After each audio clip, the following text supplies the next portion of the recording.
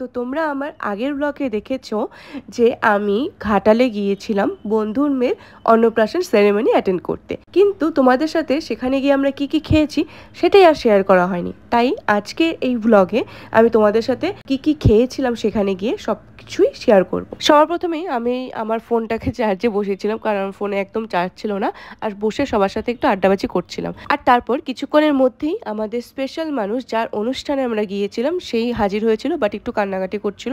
আসলে এত গরম পড়েছিল না, ও আর বেচারা কি করবে। তারপর আমরা সবার লাস্ট ব্যাচেই খাবার খেতে বসেছিলাম। সাথে ছিল নতুন বাবা মা, তার মানে যাদের মেয়ের অন্নপ্রাশনের সেরিমনিতে গিয়েছিল, আর সাথে কিন্তু আমাদের গ্রুপের সব মেম্বার্সরাও খেতে বসেছিল। তো তোমাদেরকে বলে দিচ্ছি খাবারের টেস্টগুলো কেমন ছিল। এগ টেবিলটা খেতে কিন্তু খুবই ভালো ছিল, আর পোলাওটা কিন্তু আমার খুবই ভালো লেগেছিলো, মানে পারফেক্টলি বানানো হয়েছিল। আর এই চিংড়িটা, উফ কি বলি তোমাদের।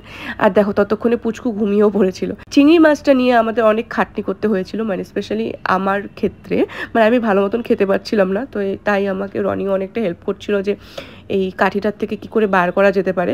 বাট অনেক টানি করার পরেও আমি আর পারিনি। তারপরে পারমিতা বললো যে না, এভাবে হাত দিয়ে এভাবে কামড়ে কামড়ে খাওয়া, আমাকে দেখালো।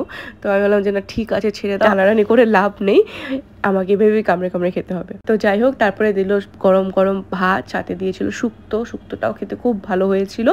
আমার তো শুক্তো খেতে খুবই পছন্দ, মানে আমি খুব ভালোবাসি শুক্তো খেতে। আর তারপরে এই মাশরুমের একটি গ্রেভি টাইপ করেছিল, সেটাও ভালো হয়েছিল। সব থেকে বেশি যেটা আমার ভালো লেগেছে সেটা হচ্ছিল এই চিংড়ি পটল। উফ, যা বানিয়েছিল না, মানে এখনও স্বাদটা আমার মুখে লেগে আছে। যাই হোক, তারপরে চাটনি, পাঁপড়, মিষ্টি সমস্তই খুব ভালো হয়েছিল। আর লাস্টে খেয়েছিলাম এই ম্যাঙ্গো আইসক্রিম। তারপর কিন্তু এই পুচকু বসেছিল ফটোশ্যুট করতে। আসলে কিন্তু ওর মুখ দেখে একদম মনে হচ্ছিল যে ওর আর ভালো লাগছিল না, ও কতক্ষণে বাড়ি যাবে সেটাই ভাবছিল মনে মনে। কিন্তু বড় হয়ে যাওয়ার পরে ওর এই ছোটোবেলার মেমোরিজগুলো কিন্তু দেখতে সব থেকে বেশি ভালো লাগবে, তাই না বলো?